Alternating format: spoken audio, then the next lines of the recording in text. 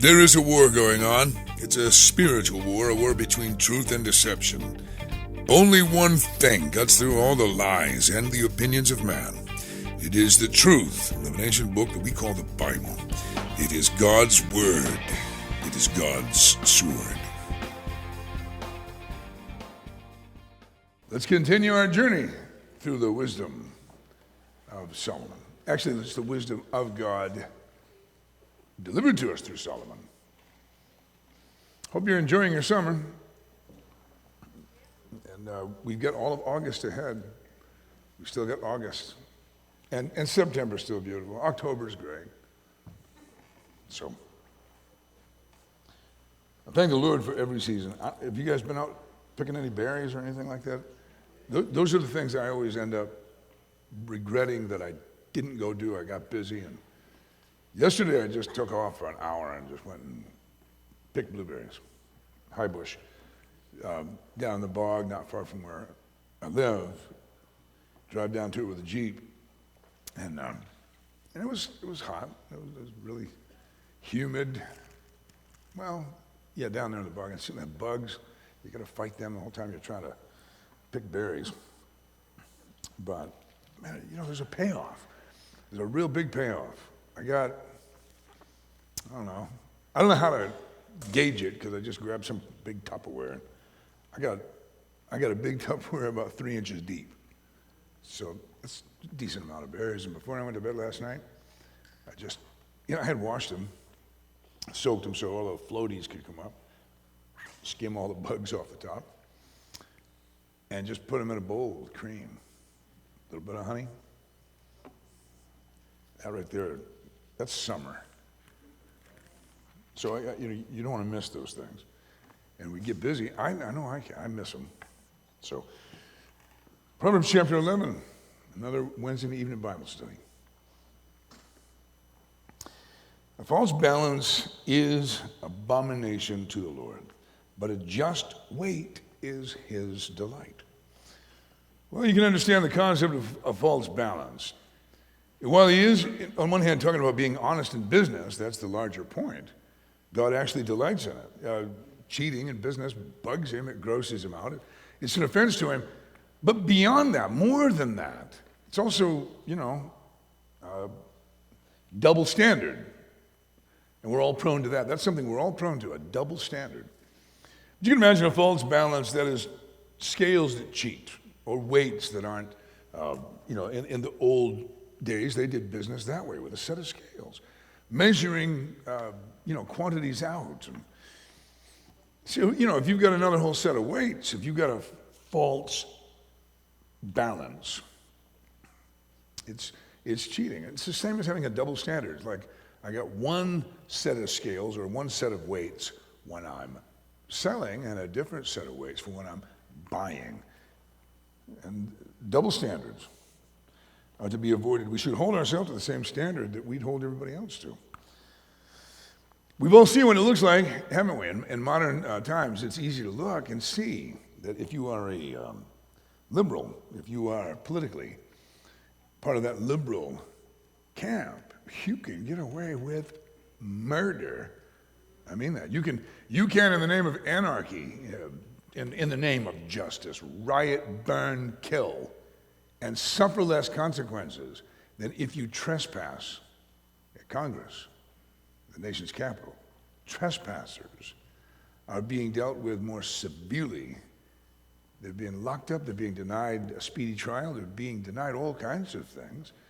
The news is out, and anyone who attempts to even draw attention to that is shouted down. You know what I'm talking about. There's a double standard. So we know how gross it is. We've seen it. Well, let's not let it be part of our life. Let's have just weights, accurate measurements. And biblically speaking, hold ourselves to the same measurement from the same book that we're holding everybody else to. Verse 2 says, when pride cometh, then cometh shame, but with the lowly is wisdom. So in other words, pride always leads us to humiliation. Shame, it always leads to stupid, always. but with the lowly is wisdom. It's wiser to be humble. The Lord Jesus taught that when you go to a feast, remember that in Luke 14, he watched these guys all jockeying for the important seats. And there are important seats at those feasts. In their arrangement, every seat at the big horseshoe was a sign of your status, and they're all seating themselves when he came. He watched all of that and then told them, I got some advice for you guys. When you come to something like this, aim for the low seats. Because then it's possible the host who invited you will say, what are you doing down there? Come up here and you'll be honored in front of everybody. But conversely, if you aim for the high seats, you're taking a chance. What if the host has to say to you, go down there and give this guy your seat? Well, of course, you got to act like it's a good idea, but you'll be humiliated. Verse 3 says, the integrity of the upright shall guide them, but the perverseness of transgressors shall destroy them. Integrity, guiding; crookedness, destroying. Very simple, isn't it? Riches profit not in the day of wrath, but righteousness delivereth from death. The day of wrath, there's nobody buying their way out. Riches, they won't profit anyone in eternity. Verse 5 says, the righteousness of the perfect, or the mature, shall direct his way. The English Standard Version says, the righteousness of the blameless keeps his way straight. Maybe a better translation. We don't use the word perfect quite the same anymore. But the wicked shall fall by his own wickedness. Fall by his own wickedness. He sets things into motion. The wicked sows and then reaps. It's a reality. Verse 6. The righteousness of the upright shall deliver them, but transgressors shall be taken in their own naughtiness. All right, English Standard Version on that one. The righteousness of the upright delivers them, but the treacherous are taken captive by their lust. There you go. Huh? Lust and naughtiness. We use the word in such a way that it makes us chuckle now, doesn't it? Naughty, naughty, naughty, naughty. But it wasn't that way in 1611 when that was translated. Naughtiness was like, ooh, it was like the modern word lust. Okay, we hear lust, we go, ooh, that's bad. Yeah, we get it. But it's the truth. The transgressors taken in their own, taken captive by their own lust. All right, so think about that. What happens? What is you got to know what the scriptures plainly state. The wages of sin is death, right? But somebody has rightly said that the wages of lust is more lust. If you feed lust, it just grows. If we obey it, we feed and fuel it, it becomes more powerful than us. It'll take over. So the person who lives in obedience to his want becomes a slave to his want. Verse 7, when a wicked man dieth, his expectation shall perish, and the hope of unjust men perisheth. It's over.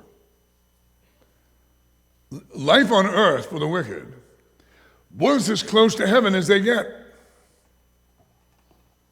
Life on earth to the forgiven is as close to hell as we ever get. So that's a pretty plain statement, isn't it? Verse 8, the righteous is delivered out of trouble, and the wicked cometh in his stead. I must say with that passage that is ultimately, is true ultimately. Not immediately. Seldom is it ever true immediately. But we believe Romans 8:28 is the truth that God is able to cause all things to work together for the good, those who love him and are called according to his purpose. You factor that in to that 8th verse. The righteous is delivered. Eventually. You can't claim Romans 8:28 for the wicked. You can't. No, the wicked man cannot go, all things work together for the good. No, they do not. They are all against you. You can't be claiming that, man. I can think of all the pot smokers. It's all good. It's all good. It ain't all good. Oh, there's all kinds of bad coming your way. So verse 9 says, a hypocrite with his mouth destroyeth his neighbor, but through knowledge shall the just be delivered. Through knowledge. Knowledge is here, and it's not that many times in Proverbs is knowledge actually spoken of like the thing you got to get. Mostly it's wisdom. Mostly it's understanding. Wisdom and understanding get almost all the verses in Proverbs, but occasionally we have one that says knowledge. Knowledge will actually get you out of trouble. But it's by knowledge the righteous are delivered. So it's important to know things. It's important to have knowledge. Verse 10, when it goeth well with the righteous, the city rejoiceth. And when the wicked perish, there is shouting. Shouts of gladness in the English Standard Version. So ultimately, this is the reason why God even tells the captives in Babylon that believe his prophets. Through Jeremiah in Jeremiah 29, he told the captives in Babylon, through Jeremiah in a letter, seek the peace of the city where I have sent you to dwell, for in its peace you shall have peace. Seek the peace of the city. Seek the peace of that city. You have to factor that in. When it goeth well with the righteous, the city rejoiceth. Verse 11 says, by the blessing of the upright, the city is exalted, but it is overthrown by the mouth of the wicked. The power of speech, continually expressed in this chapter and all through Proverbs. The power of the spoken word, the gift of speech, the ability to affect other human hearts and other people's minds through this wonderful thing of speech, for the good or for the bad. And so it is stated here, and again, it is in the English Standard Version, by the blessings of the upright, the city is exalted, but by the mouth of the wicked, it's overthrown. Verse 12, he that is void of wisdom despiseth his neighbor. See, if you hate your neighbor, you're stupid. That's a plain statement. He is void of wisdom that despiseth his neighbor.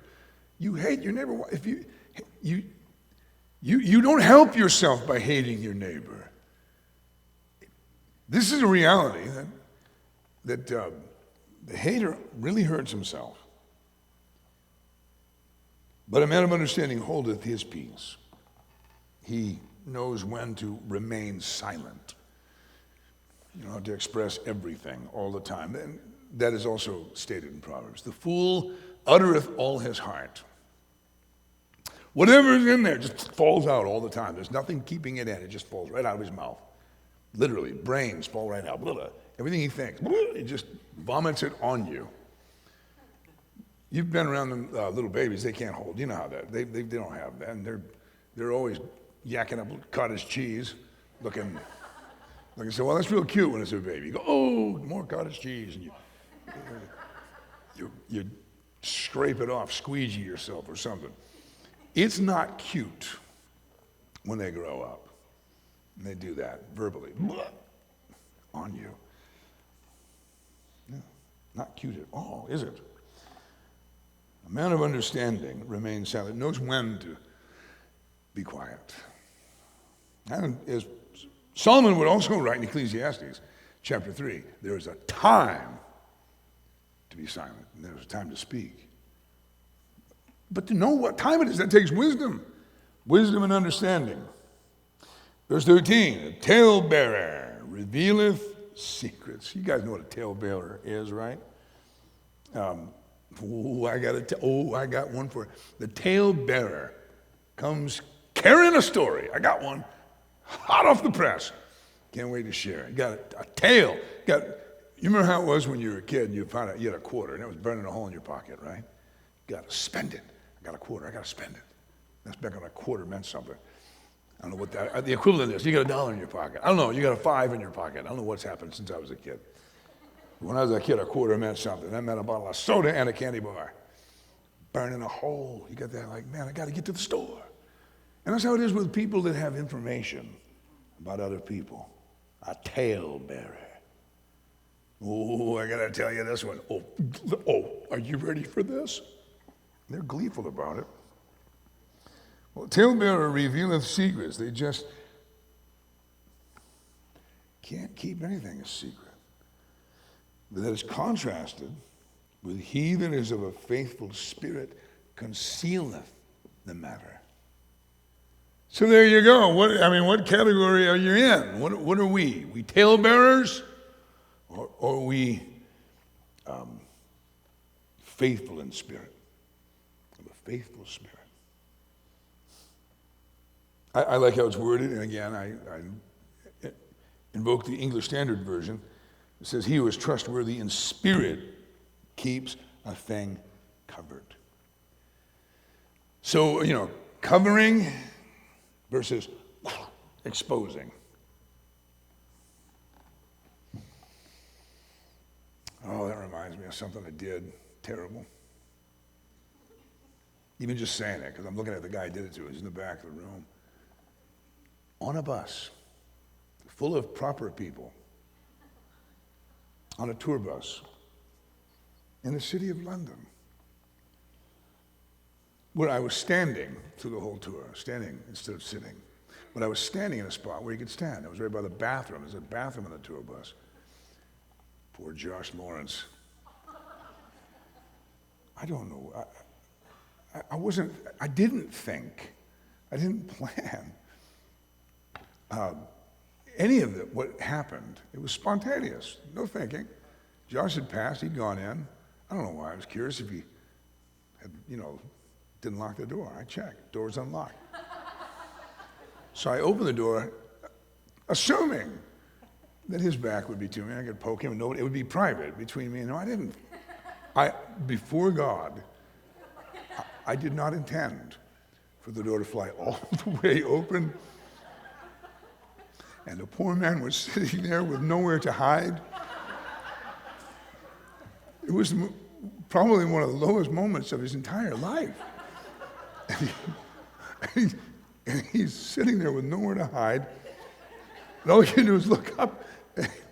He said his own words, look up and make eye contact with the very proper ladies in the back of the bus. And I quickly shut the door and then just turned. I turned to look out the window. I didn't know how to voice. All I could do was I started laughing so hard, I thought I was going to lose my breakfast. I'm trying to suppress it. And then sooner or later, he's got to come out and face his public. So he steps out, very classy, goes, I apologize to everyone who was just exposed to that. And then everybody on the back half of that bus, and these are all very proper people, all of them then had the freedom to laugh hard. And we all laughed. I don't know if anybody laughed as hard as me. But that was not cool. But there's a contrast between covering someone. A faithful friend would stand with his back and guard that door. Never imagined that it was going to go like that. I can still see the look on his face. Still to this day, I can see the look on his face.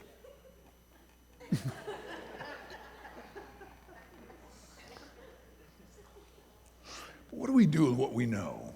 What do we do with what we know? Have you ever considered the possibility, somebody said it to me once, about things that are going on in somebody else's life? I remember a wise man said to me, if God has sort of put you in the position to know what you know, then God has trusted you with that knowledge to do right with it. So if you come to know something about somebody, can you recognize it as that God has trusted you with that knowledge? God has trusted you with that information and to do good with that information. Verse 14, where no counsel is, the people fall. But in the multitude of counselors, there is safety. Now listen, I've seen people take that wrong. And then they're running from this counselor to that counselor, and they're trying to get consensus.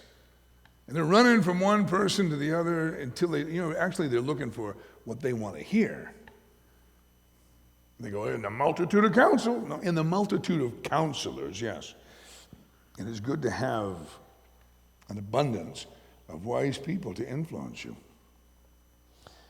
The first half of that in the English Standard Version is where there is no guidance of people falls. No, we all need guidance. We all need counselors. We all need people who are not emotionally connected, not therefore biased, who can actually hear the situation and advise.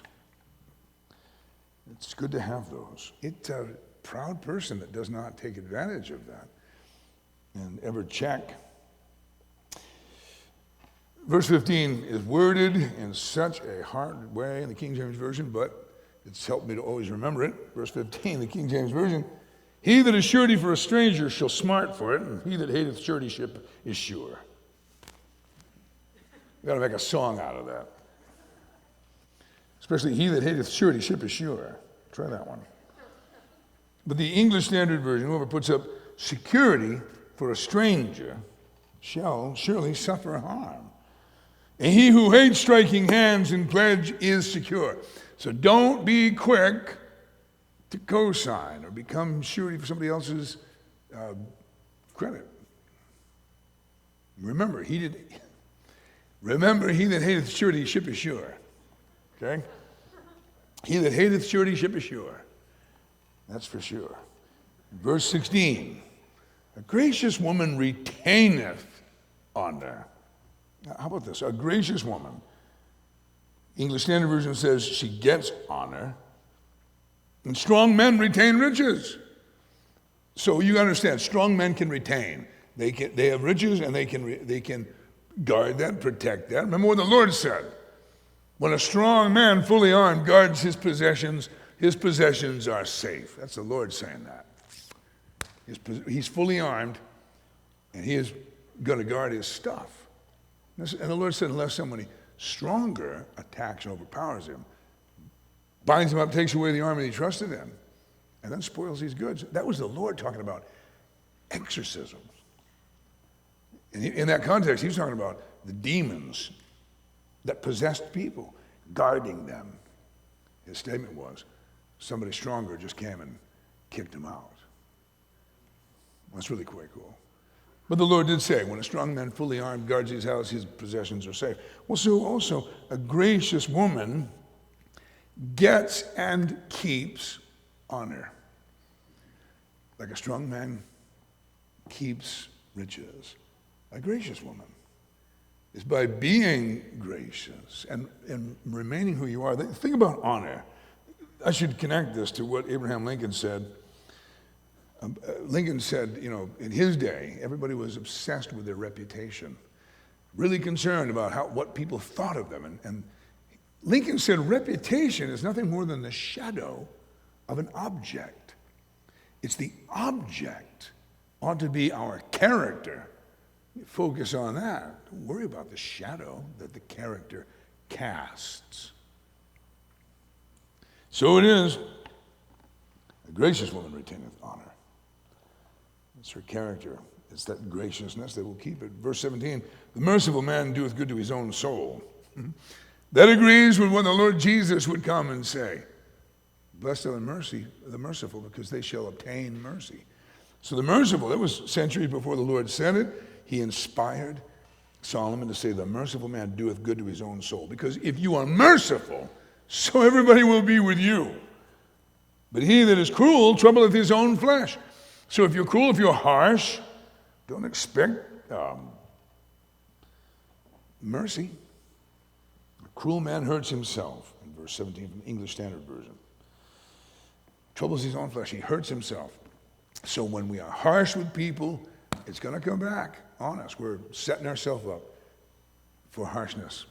If we are merciful to people, If we're merciful, patient, understanding, and gracious, that's exactly what we're going to get back.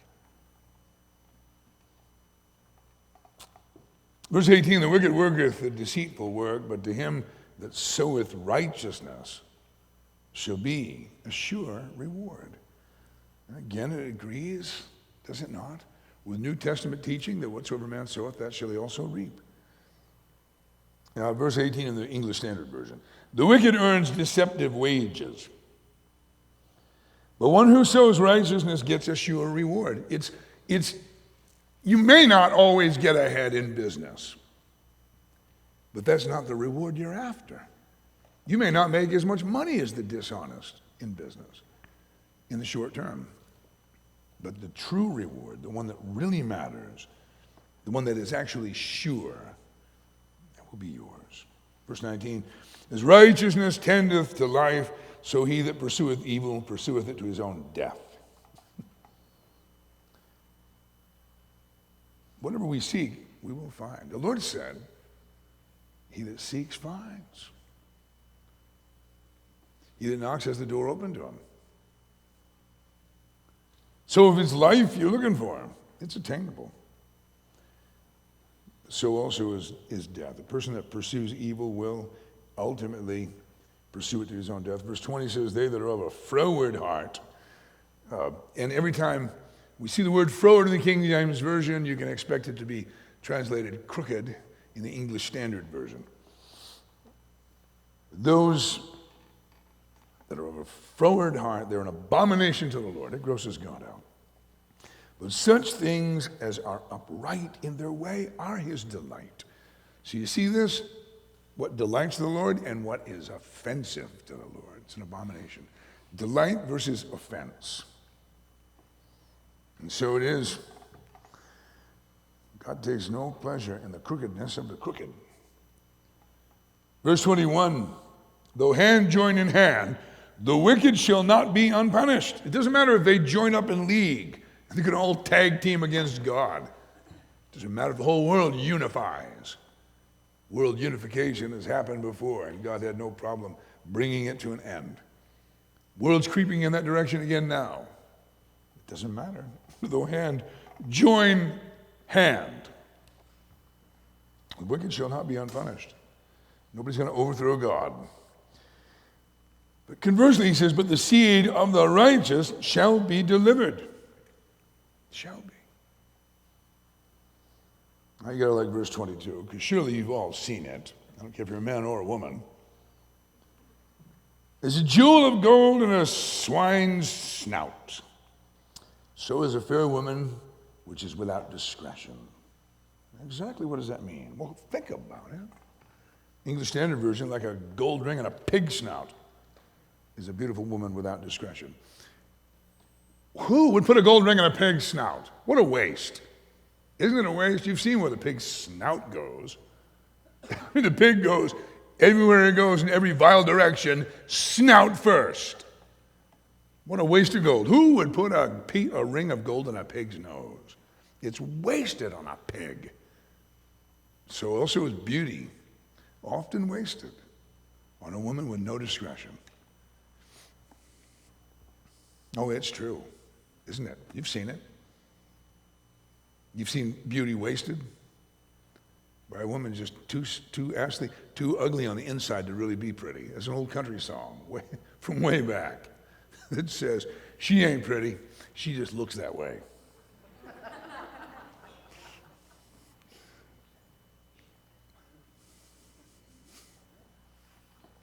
I've seen it up close. I've seen it, I've experienced it. Remember one occasion talking to this lady over at Fruit Street School. She's a mom. We had this conversation, and she's a real pretty lady. I remember thinking that. Not in a bad or covetous way, just, boy, she's really pretty, until she started talking. Goodness sake, she became ugly fast, and just with the profanity. And I was actually shocked. I'm not easily shocked. It was the great big distance between perception and discovered reality. And when she opened her mouth, bleep. I'm not kidding. I walked away with a very different perspective. It was shocking. I felt bad for her husband. I knew him. I liked him. I did. I was like, oh my goodness. Oh. I'm not generally that guy. I'm not that person that just goes, oh. I did. I'm sure I did visibly. I don't know if I did it so much on the outside, but on the inside, I'd go, oh. I was like, oh my goodness. Like a truck driver. Beauty is, so this is a good one to teach your daughters, right? What is that verse telling us? That what really matters is wisdom and discretion. Inner beauty is what really matters. Outer beauty on a foolish woman, a waste. Moving right along, verse 23. The desire of the righteous is only good, but the expectation of the wicked is wrath. It only ends in good. It's true. The expectation of the wicked is wrath. Despite what they expect, wrath is what comes in the end. Verse 24 says, there is that scattereth, yet increaseth. There is that withholdeth more than is meet, but it tendeth to poverty. It's a profound statement. Excuse me. It is English Standard Version. One gives freely, yet grows all the richer. Another withholds what he should give and only suffers want. Excuse me. It's the law of use. Now think about this. Even if beyond human relationships and generosity, think about a farmer who only hoards and stores his seed. What happens? He will suffer want. He has to actually get out there, let go of seed in order to get more back. It's the law of use, right? The law of use, some call it the law of reciprocity. But it's really true. There's one who is generous and yet goes richer. Because they're sowing generosity, they reap generosity. Then there's somebody who hangs on to it and hoards. I don't know. Did you know anybody who back in March of 2020 was sharing toilet paper? Was going around going, hey, got some, hey, found some, and sharing their stash? Even the most generous people were hanging on to their rolls. People really were put to the test during that, weren't they? I remember laughing. I just laughed my way through. That was the dumbest, that was the weirdest expression of fear I've ever witnessed. It's like, you won't die if you don't have the luxury of paper. You know, we can always wash. It'll work out. We've all of us, I don't know, I thought to myself, wow, has this country never been poor? Have people never had to use newspapers or sewing patterns or corn cobs or pine cones or whatever? I know most of my buddies have at some point or another had to wreck a shirt or a sock or something. But that was the weirdest hoarding event in my, I don't know if I'll ever forget that. Of all the weird things, there's a rush on toilet paper. Wasn't it? Come on, think about that for a second. Are you with me? That was bizarre. But, you know, people tend to think, okay, we gotta collect it all. We've got to store it. Remember the days leading up to the century turning over and everybody was panicked about the Y2K virus, the potential of what was going to happen? And there were a lot of Christians storing up massive piles of non-perishables. I mean, buying Cheerios by the barrel. To stockpile them somewhere. Like, what are you going to do? If we all really share, how long is your stash going to last? Honestly. And it was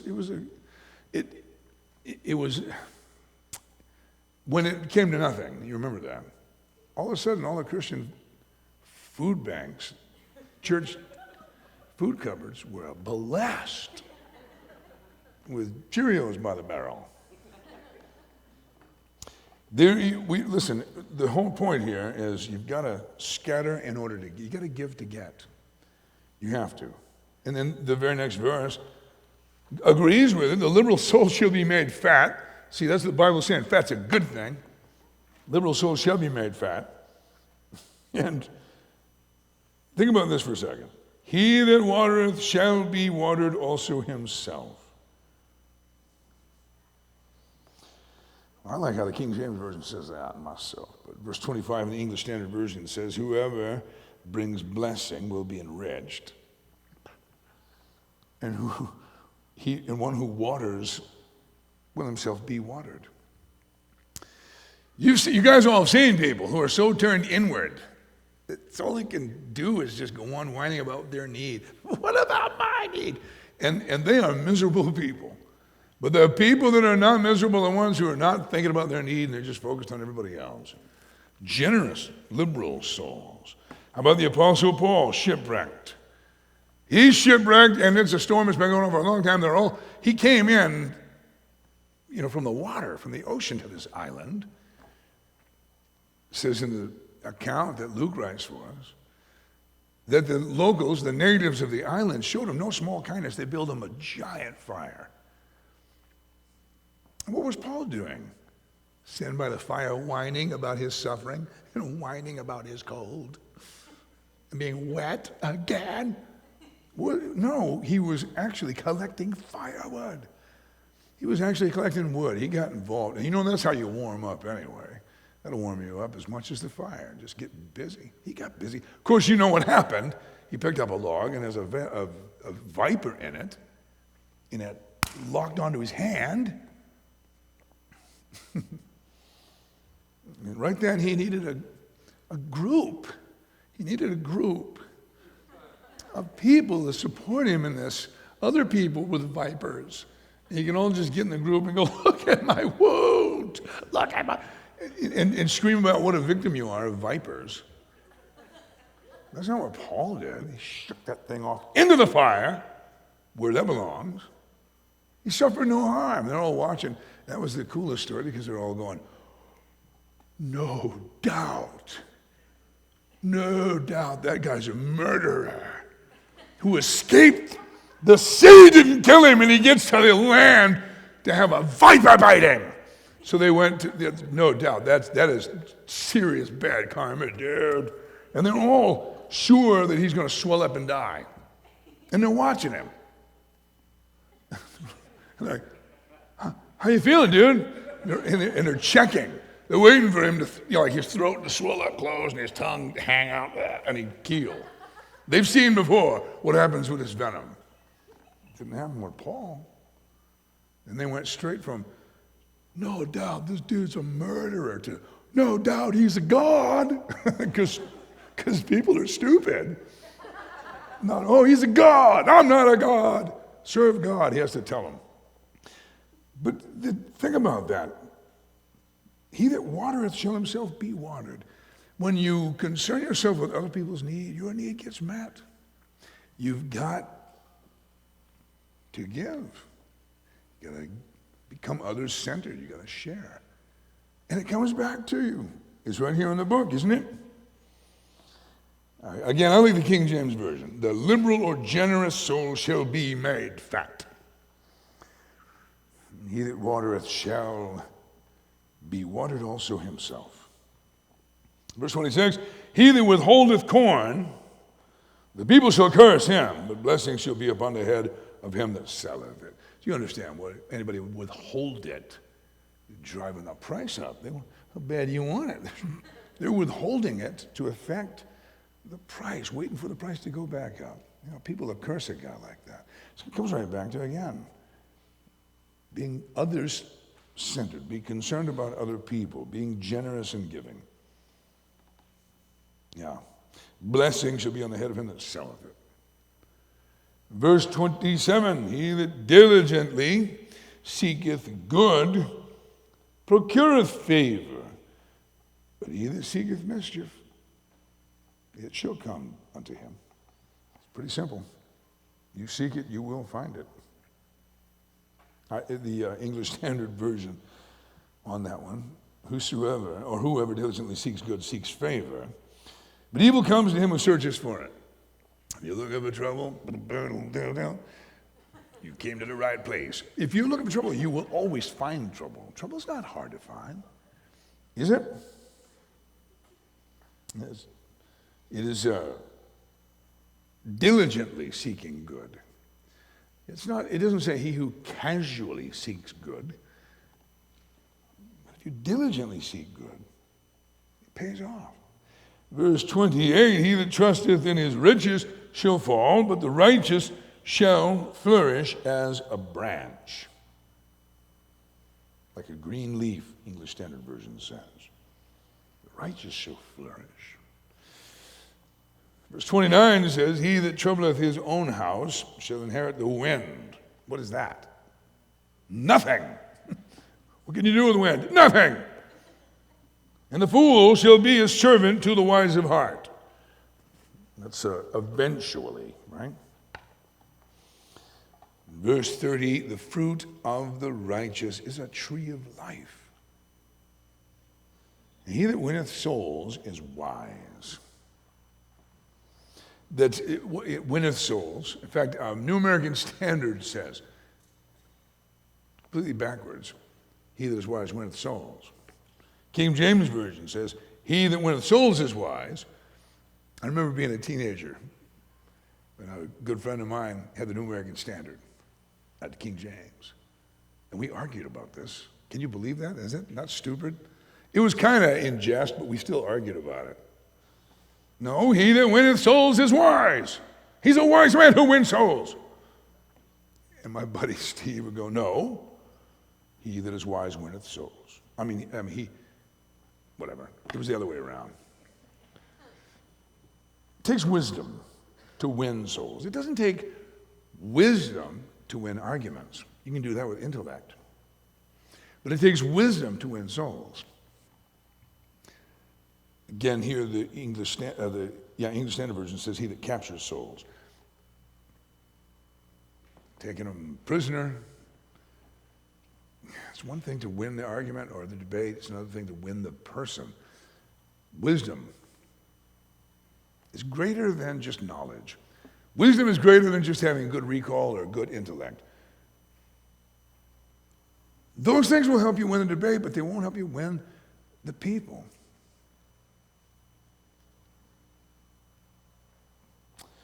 Yeah. He that winneth souls is wise. Right, the New American Standard, he that is wise wins souls. Verse 31, behold, the righteous shall be recompensed in the earth. Much more the wicked and the sinner. The English Standard, ESV, if the righteous is repaid on earth, and to some degree we are. Not fully, but to some degree. But if it's true of the righteous, then how much more the wicked and the sinner? There's a certain degree of payment that happens even here on earth. There's a certain degree of reward for those who sow what is right. And there's a certain degree of reward to those who sow what is wrong. He that soweth to the flesh shall of the flesh reap corruption. But if we sow to the Spirit, we of the Spirit reap life. So that's here and now. Even right now, righteousness pays off. Ultimately, it brings blessing. So being honest in business, being generous relationally, being righteous, it has its temporal rewards. Even with persecution, it still has its temporal rewards. What's this saying? Everybody says, well, I can sleep at night.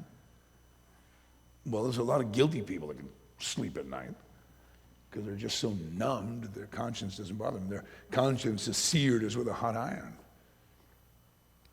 But it is good to have peace of mind. It is good.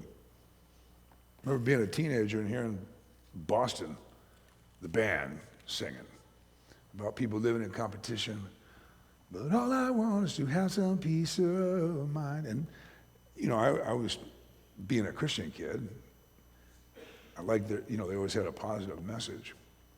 But peace of mind, they were one of the only bands that didn't put sex and drugs with rock and roll. It was just rock and roll and a really positive message, and they all trying to live in sobriety, and they didn't do drugs, and they talked about such things, peace of mind.